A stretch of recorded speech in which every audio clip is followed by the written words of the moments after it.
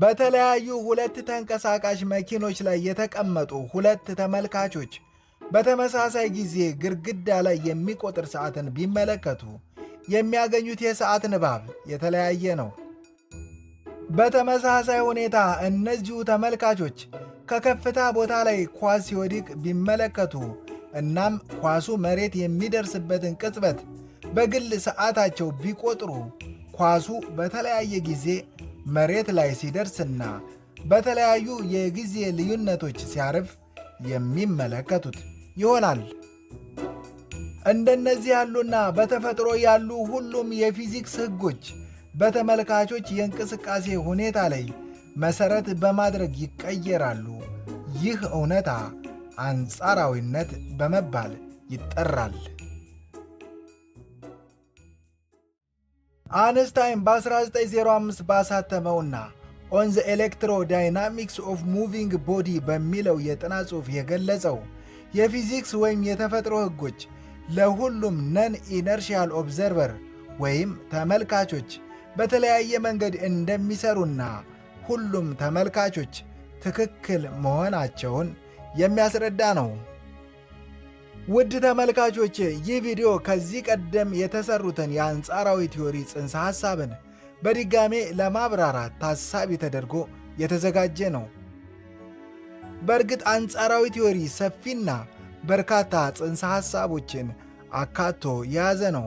አንስታይን በ1905 ስፔሻል ሪላቲቪቲ ቲዎሪን ያሳተመ ሲሆን ከ10 ዓመት ቆይታ በኋላ ደግሞ ማለትም በ1915 ጀነራል ሪላቲቪቲ ቲዎሪን አሳትሟል።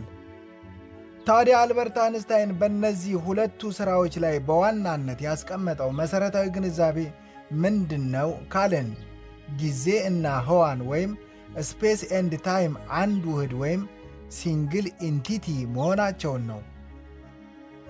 አንስታይን ስፔስ ኤንድ ታይም የሚለውን የክላሲካል ፊዚክስ እሳቤ ስፔስ ታይም ኮንቲኒየም በማለት ገለጸው።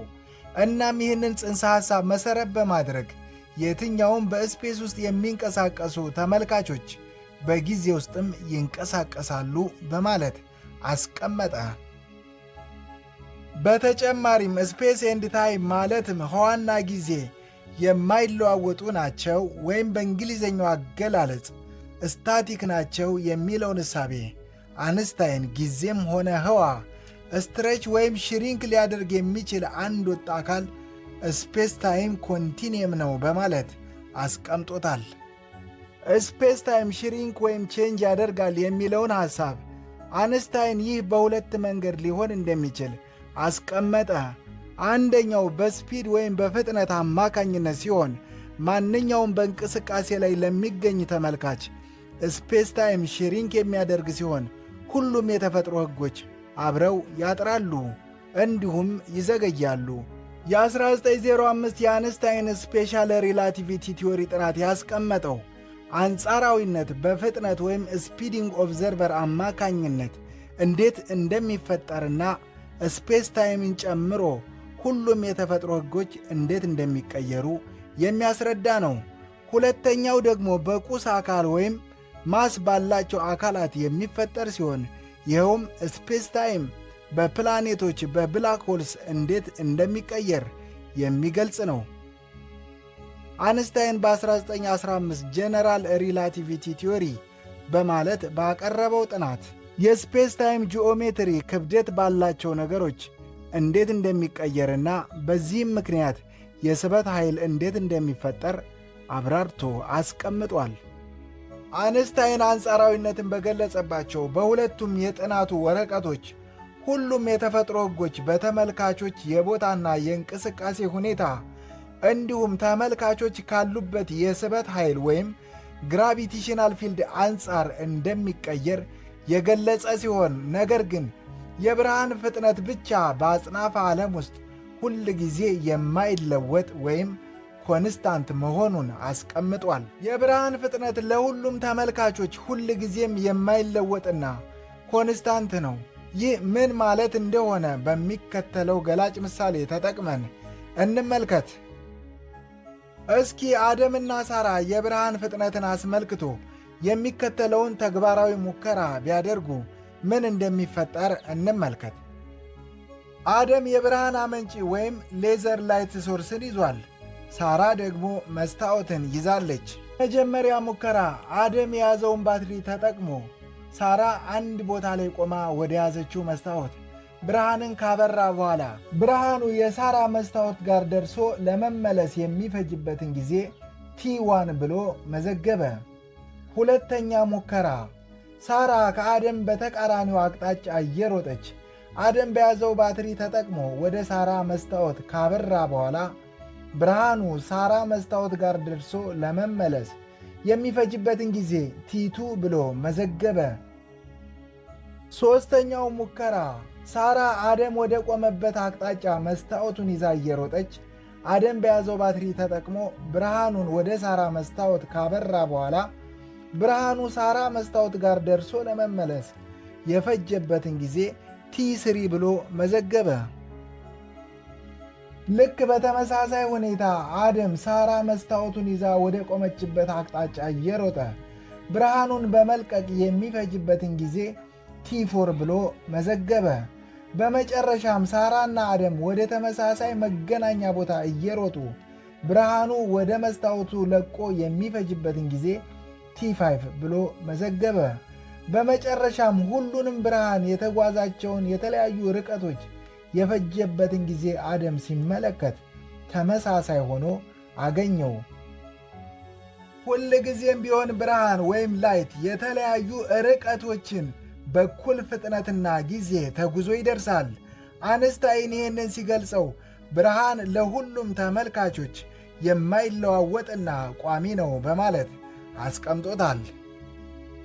በእርግጥም ብርሃን ለሁሉም ተመልካቾች የማይለዋወጥና ቋሚ ነው። ታዲያ በአሁኑ ሰዓት ይህ ጽንሰ ሐሳብ በተለያዩ ሴንሴቲቭ ዲጂታል መሳሪያዎች ተሞክሮ የተረጋገጠ እውነታ ነው። አንጻራዊ ቲዮሪን በደንብ ለመረዳት ከአንጻራዊ ቲዮሪ በፊት የነበረውን ጽንሰ ሐሳብ ማየት ተገቢ ነው ማለት ነው። በክላሲካል ፊዚክስ ወይም በነ አይዜክ ኒውተን እና በነ ጋሊሊዮ ጊዜ የነበረው አንደርስታንዲንግ ምንድን ነው?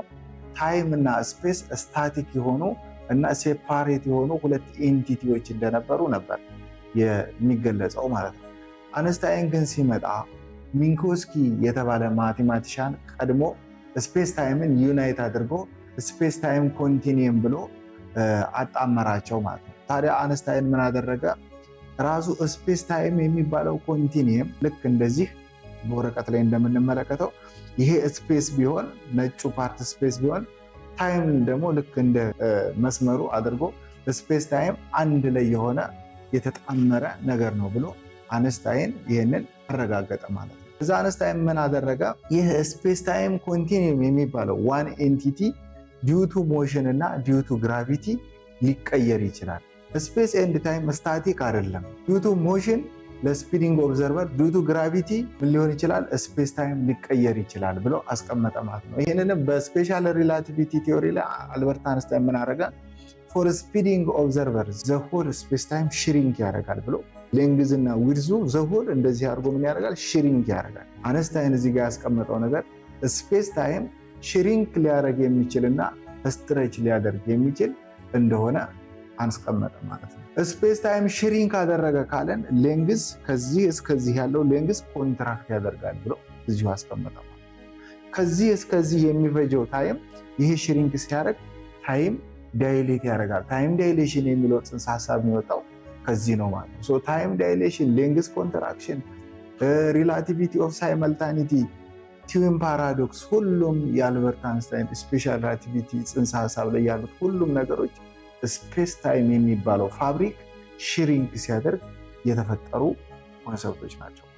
ከዛ አልበርት አንስታይን ከ10 ዓመት ቆይታ በኋላ በ1915 ጀነራል ሪላቲቪቲ ቲዮሪ አሳተመ ማለት ነው።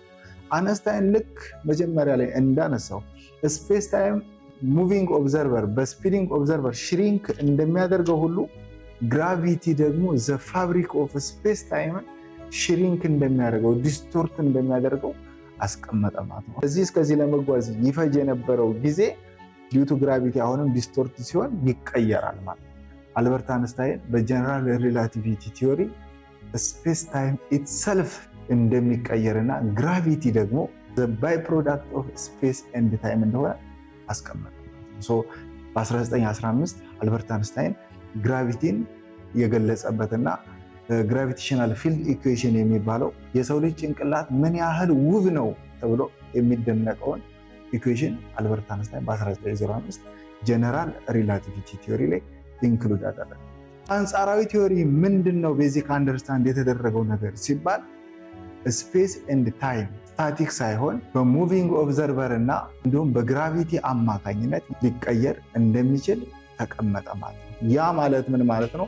ኦል ፊዚክስ ብሎ ሁሉም የተፈጥሮ ህጎች የምናውቃቸው የምናጠናቸው የተፈጥሮ ህጎች ይቀየራሉ ማለት ነው። ምክንያቱም ጊዜ ሲቀየር፣ ሌንግዝ ሲቀየር፣ ሞሽን ሲቀየር፣ ኤቭሪቲንግ ሲቀየር እዛ ውስጥ ያሉት ሁሉም የተፈጥሮ ህጎች አብረው ይቀየራሉ ማለት ነው። ክላሲካል ፊዚክስ የነበረው ዩኒቨርስ ልክ እንደ ጂያንት ማሽን እና ሁሉም የተፈጥሮ ህግ የማይቀየር ነው የሚለው አንደርስታንዲንግ አልበርት አንስታይን በስፔሻል እና ጀነራል ሪላቲቪቲ ቲዮሪ ኦብዘርቨር በሚያደርገው እንቅስቃሴ የፊዚክስ ለው ሊቀየር ይችላል ብለው ኮንክሉድ አድርገው አስቀመጠ። ውድ ተመልካቾቼ እንግዲህ እንደተመለከታችሁት አንጻራዊ ቲዮሪ አጠቃላይ የተፈጥሮ ህግን ለመረዳት ምን ያህል አስፈላጊ እንደሆነ ከዚህ ከላይ ካቀረብነው ቪዲዮ መመልከት ይቻላል ማለት ነው። ይህንን በሚከተለው ምሳሌ መመልከት እንችላለን። ለምሳሌ የአንድን ሰው ሙሉ ኦርጋን ሲስተሙን ለማጥናት ልቡን ማጥናት፣ አይምሮውን ማጥናት፣ ሳምባውን ማጥናት፣ ኩላሊቱን ማጥናት እንደሚያስፈልግና ይህን ሁሉ ካጠኑ በኋላ የሰው ልጅ ያለውን አጠቃላይ ሲስተም አጠናን ማለት እንደሚቻለው ሁሉ በፊዚክስም ሪላቲቪቲ ቲዮሪ የሚቀር ተርሞዳይናሚክስ የሚጣል ወይም ደግሞ ኳንተም ፊዚክስ የሚነሳ ምናምን አለ። እነዚህ ሁሉ ተፈጥሮን ገላጮች ስለሆኑ ሁሉም ሲታወቁ ሁሉም ሲጠኑ ኔቸርን ኮምፕሊትሊ አንደርስታንድ አደረግን ማለት ይቻላል ማለት ነው። በቀጣይ በምንሰራቸው ቪዲዮዎች ላይ እንደነዚህ አይነት ቶፒኮችን እያነሳን ለእናንተ ለተመልካቾቻችን በሚመጥን መልኩ ቀለል ባለ አገላለጽ የምናቀርብላችሁ ይሆናል ማለት ነው። እናንተም እንደተለመደው ላይክ እያደረጋችሁ ሼር እያደረጋችሁ በሳይንስ ላይ የምንሰራው ቪዲዮ ያበረታቱ። ለዚህ ቻናል አዲስ የሆናችሁ ሰብስክራይብ ብታደርጉ ሳምንታዊ የሳይንስ ቪዲዮዎች የሚደርሷችሁ ይሆናል። በቀጣይ በሌላ የሳይንስ ቪዲዮ እስከምንገናኝ ቸር ቆዩ፣ ቸር ሰንብቱ።